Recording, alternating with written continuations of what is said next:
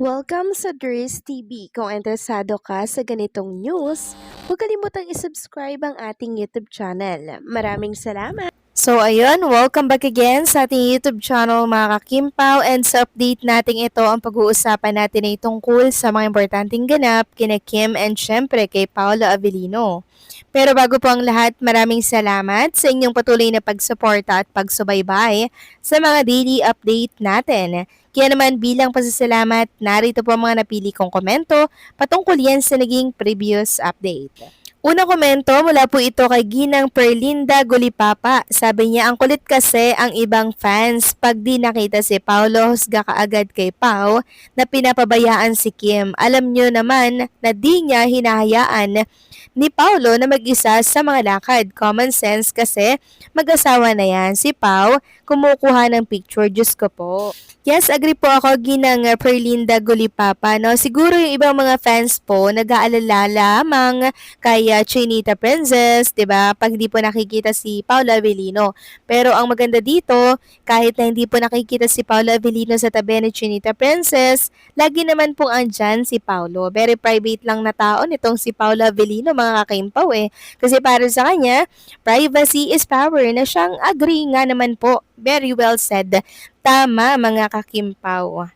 And syempre, choice po ni Paolo Avellino maging pribado, 'di ba? Kasi mas maganda nga naman yung private, 'di ba? Unlike sa ibang mga artista na talaga namang hayagan, 'di ba, yung kanilang relationship. Pero ibahin nyo si Kim and Paolo Avellino dahil very private, 'di ba? Pero hindi po secret.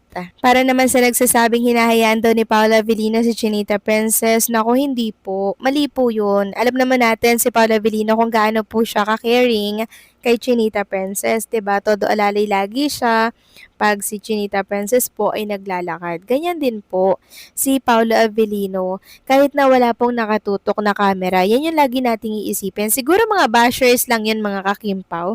Kasi kung totoong Kim Pao fans yun, alam nila na kahit walang Paolo Avellino sa picture, andyan lang yan. 'Di ba? Knowing Paolo, very private talaga. So maraming salamat sa komento. Ginang Ferlinda Golipapa, God bless po sa inyo. And mag-iingat po kayo palagi. At ang next comment naman mula po kay Ginang Mila Carillo. Sabi niya, congrats Kim, sa Little Bunny, dumagsa ang tao ng fan, solid senior support lang tayo.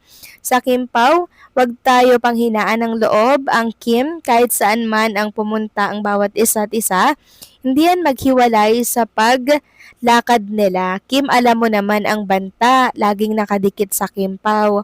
Halos hindi makamove on pa yung mga solid. Unawain na lang natin kung may nakita kayo na konting bagay, issue agad. Pasensya, nagtatrabaho lang silang dalawa. Future na kinabukasan ni Mr. and Miss Avellino family. Yes, tama po kayo dyan. Ginang Mila Carillo sa lahat ng lakad ni Kim and syempre ni Paolo Avellino. Alam naman natin na you beside me always sila. At kung may time man na hindi natin talaga makita si Paolo Avellino na kasama ni Chinita Princess, baka may reason, di ba? Merong mga dahilan. Kasi hindi naman araw-araw, 'di ba, oras-oras, lagi silang magkatabi.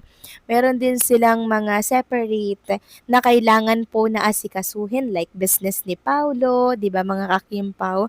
So meron silang mga separate na ganap, 'di ba, na kailangan po nilang gawin. Like Kim Chu, 'di ba? Pag meron pong trabaho si Paolo Avellino, si Kim Chu naman po may iba ding trabaho. Ganyan lang po 'yan. Pero pag free naman si Paolo Avellino, si Paulo po ay talaga namang nakaalalay kay Chinita Princess.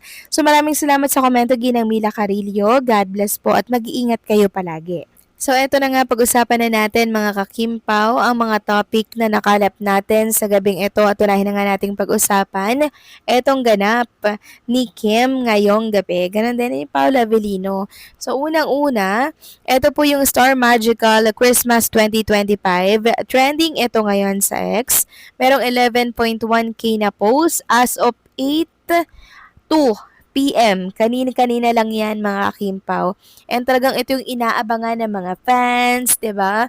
Mga netizen, yung mga outfitan po ng mga favorite nilang idol dito sa ABS-CBN. And ang nakakatuwa dito mga kakimpaw at nakakabilib, paglapag po ng eroplano mga kakimpaw mula po sa Cebu, rekta po si Chinita Princess dito sa Okada. Yes po, at kung inyong mapapansin dyan, hindi pa nga po siya nakapag-makeup niyan, hindi pa po siya naka-gown, dumating po siya ng Okada na nakaganyan.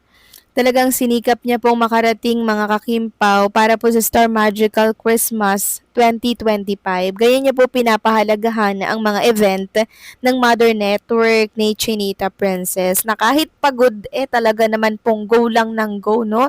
Hindi pwedeng mawala si Chinita Princess sa event na to. Gana din syempre si Paulo Avellino. Kaya kung inyo mapapansin sa video na yan, sa picture na yan ni Chinita Princess, talagang madaling-madali siya mga kakimpaw na pumasok po sa Okada. Grabe no mga kimpaw, parang hindi nauubos yung energy ni Chinita Princess.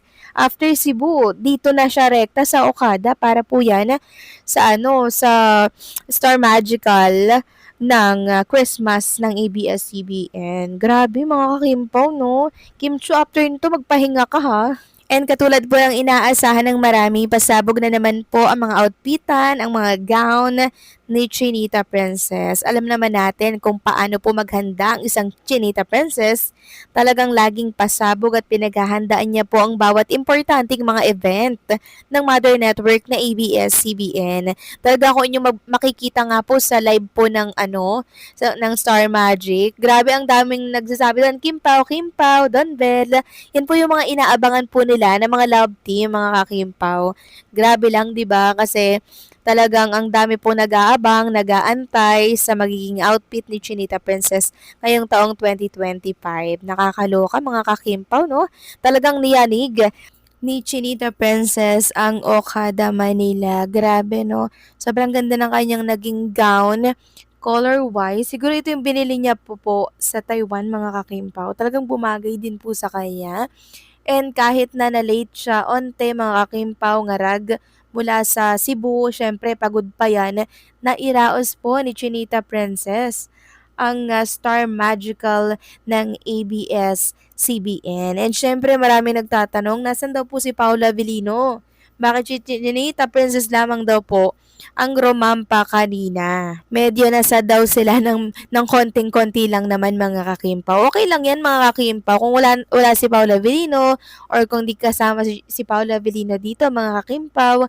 Kasi 'di ba dapat masanay tayo minsan na merong ganap talaga si Chinita Princess na wala po si Paulo Avellino. Kasi alam naman natin na kahit wala si Paulo Avellino, you beside me always naman, yung dalawang yan, okay? So, ang focus muna natin ngayon ay kay Chinita Princess na kung saan talaga namang nagningning, nag-shine siya sa white dress niya ngayon sa ABS-CBN Star Magical Christmas ngayong taon po ng 2025.